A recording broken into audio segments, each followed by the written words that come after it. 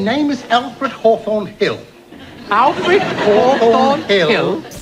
I called myself Benny because I admired Jack Benny so much. In all of television history, very few moments are as infamous as the one that ultimately led to the downfall of The Benny Hill Show. This particular scene, which aired in the late 1980s, wasn't just another of Hill's cheeky skits, it became the scene that took The Benny Hill Show off the air for good. For decades, Benny Hill had been a staple of British comedy, beloved for his slapstick humor and playful sketches. But as times changed, so too did the public's appetite for his brand of comedy. The scene in question, involving a beauty pageant gone awry, was viewed by many as the final straw, symbolizing the show's failure to adapt to the evolving cultural landscape. Was it merely a case of humor not aging well, or was it something more?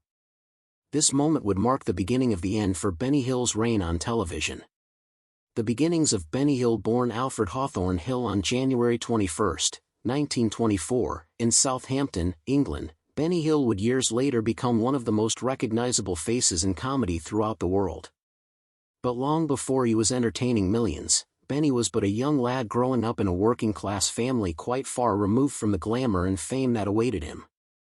His father was a baker, and life was modest and simple. But it was this inauspicious beginning that forged Benny's unique comic persona, an amalgam of slapstick and sharp wit that reflected not only his upbringing but also his keen observations of everyday life. Benny's childhood was not without its share of problems. While growing up, he did not invest much in studies, but all his interest lay in entertaining others.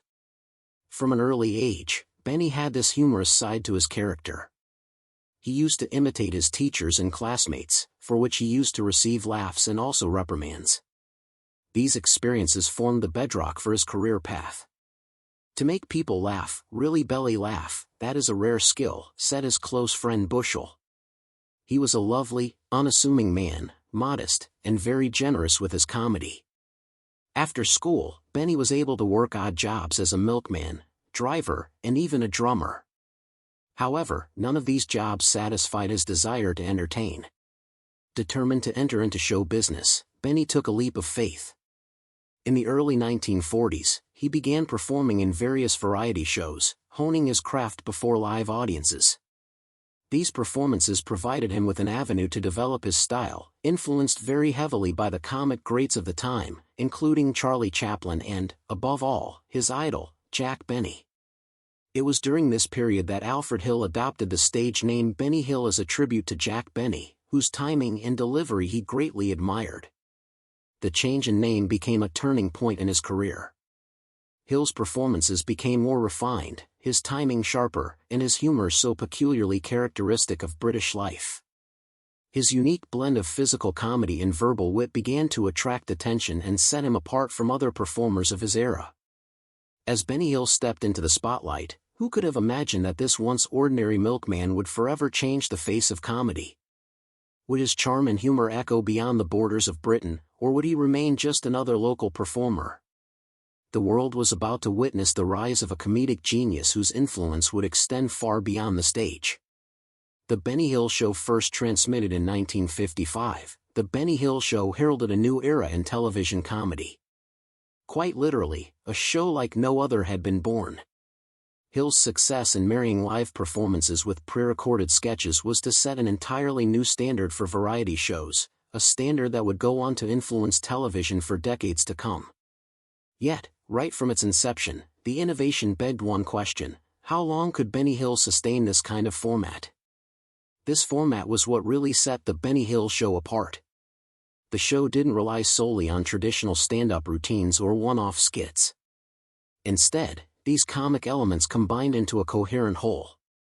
The episodes were a fast-paced mix of live segments, pre-recorded sketches, musical numbers, and slapstick humor. All these elements kept people watching because they had no idea what was going to be thrown at them from one moment to the next. Perhaps the best selling point of the show was its unpredictability, offering something for everyone. One of the most groundbreaking aspects of The Benny Hill Show was its inventive use of pre-recorded sketches. This format allowed Benny Hill to craft more elaborate and imaginative scenes than would have been possible in a traditional live studio setup. Through pre-recorded segments, Hill was able to experiment with visual effects, rapid-fire editing, and slapstick sequences, enhancing the show's dynamic, fast-paced style. It also gave him the flexibility to play multiple characters in a single sketch, showcasing his remarkable versatility and comedic range. Although the show relied heavily on pre-recorded material, live segments added a sense of immediacy and spontaneity. Hill thrived in front of an audience, feeding off their reactions and occasionally improvising in response. Musical interludes frequently punctuated the show, often featuring Hill performing comedic songs laced with double entendres and satirical lyrics. These musical numbers became a hallmark of the series, combining catchy melodies with clever, risque humor that stuck with viewers long after the episode ended. At the heart of the Benny Hill Show was its namesake star, Benny Hill, whose comedic style was deeply influenced by traditional British music hall and silent-era comedy. His sketches were known for their exaggerated characters, absurd scenarios, and fast-paced visual gags. Perhaps the most iconic element was the sped-up chase sequences set to the tune of yakety sax. These zany chases, filled with slapstick antics, became a cultural phenomenon. The chases were pure genius, one television critic noted. They echoed silent film comedy, but with a modern twist that made them timeless. That, for me, is worrying. His critique wasn't just a quip, it was a call to arms. He used his platform on television and in print to challenge the status quo and to help the public rethink what was acceptable in comedy. He did not stop being vocal about his criticisms for a long time, in a bid to get Hill to stop. Yet it was the very opposite with those who supported Benny Hill. To them, his work was just pure entertainment, intended to make people laugh with no serious implications for society at large. Hill himself was known to defend his work by saying it was all good fun. He later parodied himself in Harry Enfield and Chums as Benny Elton, a politically correct spoilsport. In the skit, he is seen pursued by angry women, accompanied by the yakety sax theme, after he tried to force them to be more feminist. The more the criticism intensified, it gradually became obvious that not everyone found the jokes to be innocent. Hill's friend and critic, Gary Bushell, defended him. It's shocking that someone of Benny's talent was treated as a pariah. He was the first comic to exploit TV's full potential. He commented, he was portrayed as a misogynistic monster, but if you actually watch the shows, it's the men who were the targets of his humor. They were inadequate and the ones who walked into lampposts and got slapped. Women always ended up with the upper hand. The broader societal context cannot be ignored when considering the growing backlash against the Benny Hill Show. The late 1980s were a time of significant cultural shifts, and movements advocating for gender equality and more sensitive portrayals in media were gaining traction. It was within this climate that Hill's humor, once praised for being cheeky, suddenly represented an old-fashioned and problematic view of the world. The public response to Elton's critique was mixed. Some agreed that the show had outlived its relevance and needed to adapt to modern sensibilities. Others saw Elton as a humorless figure, overanalyzing what was simply meant to be light-hearted entertainment. A writer in the Independent newspaper shared that Elton's assault was like watching an elderly uncle being kicked to death by young thugs. GQ magazine stated, "Pompous and portentous as this is, blaming Hill for rape statistics is like pointing a finger at concert pianists for causing elephant poaching." Yet the tide was shifting. Thames Television, the network behind the Benny Hill Show, began to face public and industry pressure. One concern executives had with the show was its implication for their brand and how well it fit into the changing tastes of their audience. Even though the show still enjoyed some following, it started to become more apparent that its days in the limelight were ultimately numbered. The controversy surrounding the Benny Hill Show raised some profound questions about the role of comedy in society. Should comedy simply reflect the times, or should it have a responsibility to challenge and push against societal norms? Was Benny Hill merely a product of his era, or did his work actively contribute to maintaining outdated attitudes? In the end, the criticism from figures like Ben Elton played a role in the decision to cancel the Benny Hill Show in 1989. For some, it signified the end of an era in British comedy. For others, it was a much-needed step forward in the evolution of media and entertainment. Benny Hill's legacy, therefore, is one that is as much about the laughs he provided as it is about the conversations that his work provoked. The final years of the Benny Hill Show by the late 1980s, shifting audience tastes, mounting production costs, and increasing criticism began to take their toll on the Benny Hill Show.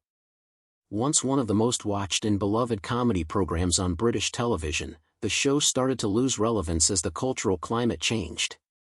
What had once been seen as cheeky and humorous was now being scrutinized more harshly. Viewers who had previously embraced Benny Hill's brand of slapstick and innuendo were beginning to seek fresher, more socially conscious forms of entertainment that better reflected the evolving times. Television executives, too, felt the changing tides. Producing the Benny Hill Show had become increasingly expensive, and as ratings declined, questions arose about whether the show was still worth its high production costs. The situation came to a head in 1989 when Thames Television, Hill's longtime broadcaster, made the difficult decision to cancel the program after nearly 2 decades on the air. John Howard Davies, the head of light entertainment at Thames, was named by the British press as the man who ultimately pulled the plug. In a candid statement to The Guardian, Davies explained, "The show was past its sell-by date. The audiences were going down, the program was costing a vast amount of money, and he, Hill, was looking a little tired." The cancellation was not taken lightly. For many, the Benny Hill Show had been a staple of British television and a defining part of its comedic landscape. Ending the show marked the close of an important chapter in TV history. The meeting where the decision was finalized was reportedly tense and emotional. According to Hill's agent, Richard Stone, the comedian was let go like a schoolboy, an experience that left Hill deeply shaken. While he tried to maintain his composure, those close to him noted that the news hit him hard. It wasn't merely the loss of a job.